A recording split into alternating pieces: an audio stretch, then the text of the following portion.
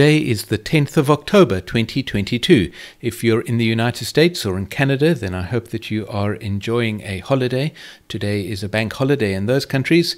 My name is David Hickson, and in today's market update we're going to be taking a look at gold, and I'm going to be explaining an approach that I use to simplify approaching the markets on the basis of Hurst cycles, which can be a little complex. Here is an analysis of the price movement of gold since 2014. This is a monthly bar chart, and at the foot of the chart we have a trough analysis. In other words, the positions of the troughs of the cycles have been marked by means of these diamonds. We also have a completely separate analysis, which is a peak analysis, and the positions of the peaks of those cycles are marked by means of these triangles at the top of the chart.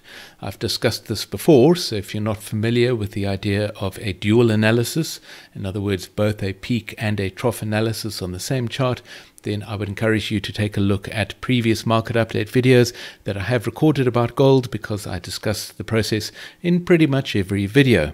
You will also know from a recent market update video that I made about gold that this is only one of the possible analyses. Another possible analysis has the recent trough that has formed in the market as a bigger magnitude cycle trough. And so when we are considering two different possibilities, how do we resolve what is happening? Have we just experienced an 18-month cycle trough, as is shown at the foot of this chart, or have we experienced a much bigger magnitude cycle trough? That's what I'm going to be discussing in today's video, and showing you an approach that I use to help to simplify things.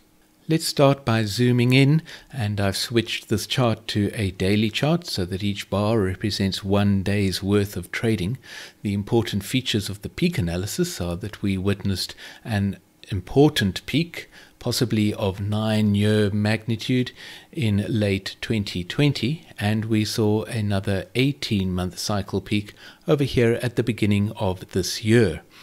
Let's turn our attention to the trough analysis, which, as I've mentioned in previous market update videos about gold, is not necessarily as reliable as the peak analysis. However, it is very useful to keep an eye on the trough analysis, and it has helped us to recently identify a turning point in the price of gold, which is this recent trough over here. According to this analysis, that is a trough of 18-month magnitude. But can we trust that? I often talk about the fact that the trough analysis is not as reliable as the peak analysis. So is it possible that that is a trough of lower magnitude, or even the alternate analysis that I presented recently, a much greater magnitude trough? So let's start simplifying things. I'm going to zoom in again. The first thing I'm going to do is turn off the peak analysis, because we're not focusing on the peak analysis for now. We're only going to consider the trough analysis. Many people think that the more data you are analyzing or considering, the more accurate the analysis will be. That might well be true, but in terms of actually understanding what is happening and tracking the analysis day to day, I find that it is much better to focus on a much shorter period of time to really understand what these cycles are doing. So that's what we're going to do here. I'd like to point out this 20-week cycle trough that formed over here in the middle of May. Then we had an 80-day cycle trough that formed in the middle of July, and then we had this recent trough that formed over here at the end of September.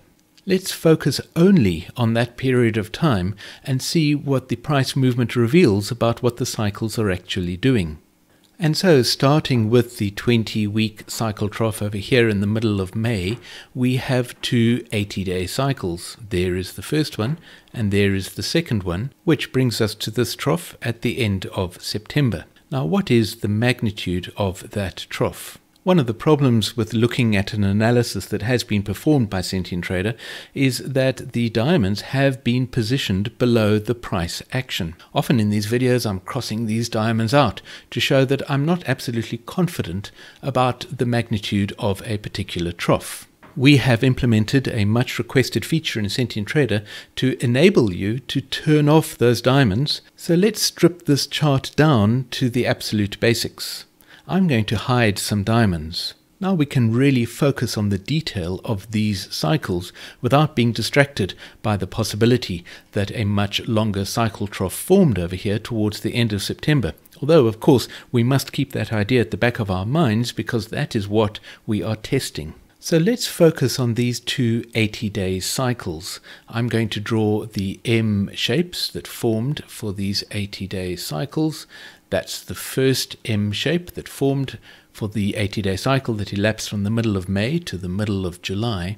Here is the next M shape that formed for the cycle that elapsed from the middle of July until the end of September.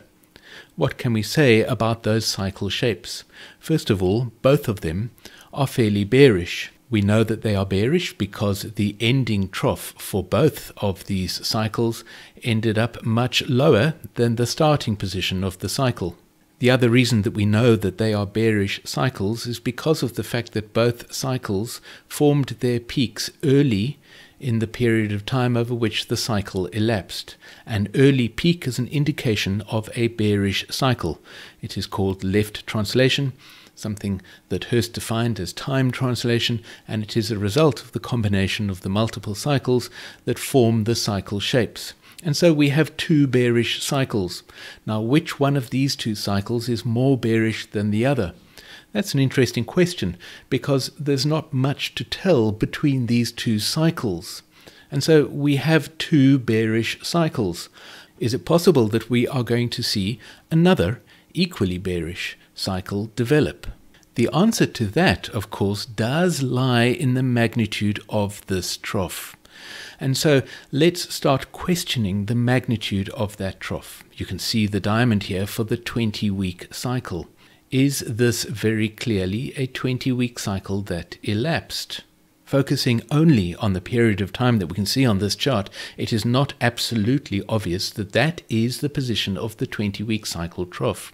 And so what I do in my thinking process is I also hide the 20-week cycle trough markers. Now we have an interesting situation because we have a trough of 80-day magnitude, another trough of 80-day magnitude, and a third trough of 80-day magnitude. Two 80-day cycles make up a 20-week cycle. But here's the question for you. According to the analysis that Sentient Trader has performed, it positioned a 20-week cycle trough over here in the middle of May, which means that the next 20-week cycle trough must be this one here at the end of September. But looking only at this price action, can you say that that is definitely the case? The truth is that you can't, which means that it is possible that this is a 20-week cycle trough that formed over here. Now, a lot of you might be saying, yes, but that doesn't really work with the bigger picture, the longer-term analysis that we were looking at earlier. That is why I do this in my own approach to understanding the Hurst cycles analysis. Whenever there are questions to be asked, I tend to focus in on shorter time frames rather than worrying about the position of the longer cycle troughs. I hope this is going to make sense to you in a moment. If this was a 20-week cycle trough, putting aside the argument that it should be impossible because of the longer cycle analysis that we have in our chart, then that would mean that this is an 80-day cycle trough, which means that our next 80-day cycle will also be a bearish cycle, and it will probably be more bearish than the most recent 80-day cycle that we've seen over here. So let me draw a more bearish 80-day cycle. There it is. Now, according to the data that we have on our chart at the moment, that is what would happen if this was in fact a 20-week cycle trough. How does that help us to resolve the magnitude of this cycle trough, which is where this discussion started? As I mentioned, we're expecting that to be an 18-month or even longer magnitude cycle trough. So how does this focusing in on the shorter time frame really help us? In my opinion, it's a very useful approach to take because it clears our minds of preconceptions of the fact that this must be a big 18-month cycle trough. What we need to do is find evidence of that cycle trough in the price movement. And that is really the point of this whole discussion. let's zoom in and consider what we would expect to happen if that was a big magnitude cycle trough. I'm doing this with a 20-day cycle FLD, but you can do this with pretty much any cycle you like, all the way down to the cycles that influence the markets on an intraday level. Here we have our trough, which you can see on the chart is an 80-day cycle trough. I'm convinced it is definitely an 80-day cycle trough. In fact, we'll do a little bit of measuring in a moment just to really confirm that. But that is definitely an 80-day cycle trough. In the back of my mind, I think it might be a trough of 18-month magnitude, but I don't know that yet. Now, what do we expect to happen between price and the FLD following this 80-day cycle trough? The first thing that will happen is the price will cross above the FLD in an A category interaction. We label the interactions between price and the FLD, and the first interaction is an A category interaction. At that time, we expect price to cross up above the FLD and to reach its target and to exceed that target.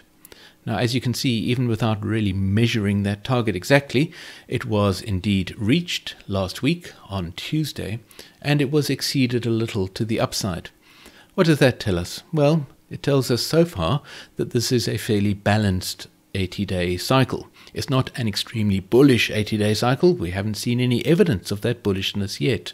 What is the next thing that we expect to happen between the 20-day cycle FLD and price? At about the time that the 20-day cycle trough forms in the market, which is expected towards the end of this week, we would expect price to find support at the level of the 20-day FLD. And so here is the point. This is now a testing moment for gold. As pointed out earlier, it is possible that the trough that formed at the end of September was of only 80-day magnitude. If price drops below this 20-day FLD and fails to find support at the level of the 20-day FLD, then our confidence in the greater magnitude of this trough will begin to diminish. And so that's why I thought it would be interesting to present this approach in today's video, because we are going to be watching the price of gold and looking for evidence that it is finding support at the level of the 20-day FLD. If it does find support, then gradually our confidence in the greater magnitude of the trough at the end of September will increase. Was that definitely a trough of 80-day magnitude? Let me show you the reasons why I think it was definitely a trough of 80-day magnitude.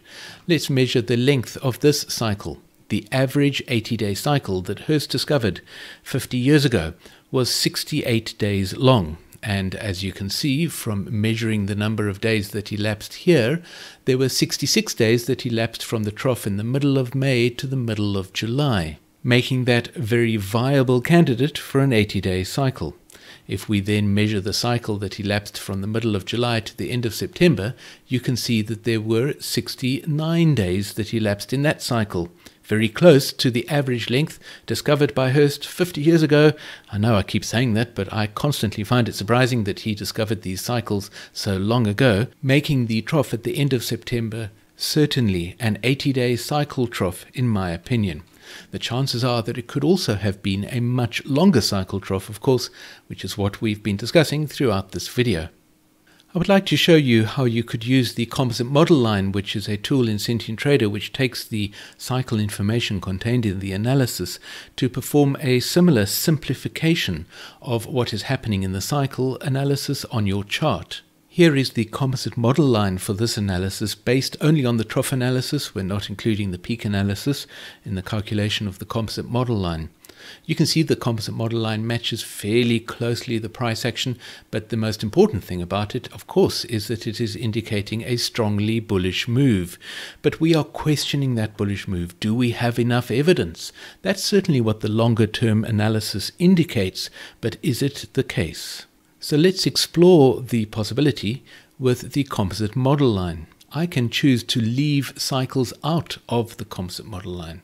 So let's start deselecting the longer cycles and bring us all the way down to the 80-day cycle, which is the cycle that we've been working with based on the fact that we are absolutely confident that these are indeed troughs of the 80-day cycle.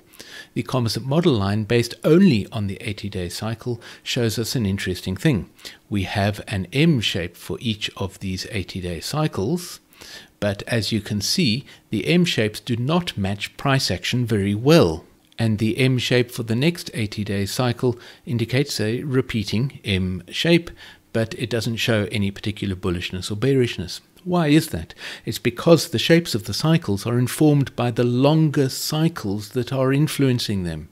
And so let's add some of the longer cycles back in again to see what the composite model line tells us has been causing these cycles to be bearish. If we add in the 20-week cycle to the calculation of the composite model line, you can see that we have a bigger M shape, of course, indicated within that 20-week cycle. But it still doesn't match the price action very closely. Let's instead add in the 40-week cycle. Notice how closely the price action matches the composite model line when we add in the 40-week cycle. That is really interesting information. It tells us that the 40-week cycle is what has been influencing the 80-day cycles to take on the shapes that they have. How does that affect what we are expecting to happen in the next 80-day cycle? Well, of course, the composite model line is showing us to expect a fairly bullish 80-day cycle. But bear in mind that is because of the fact that in the analysis it has found a 40-week cycle trough over here, because it has already phased this trough as a trough of the 18-month cycle.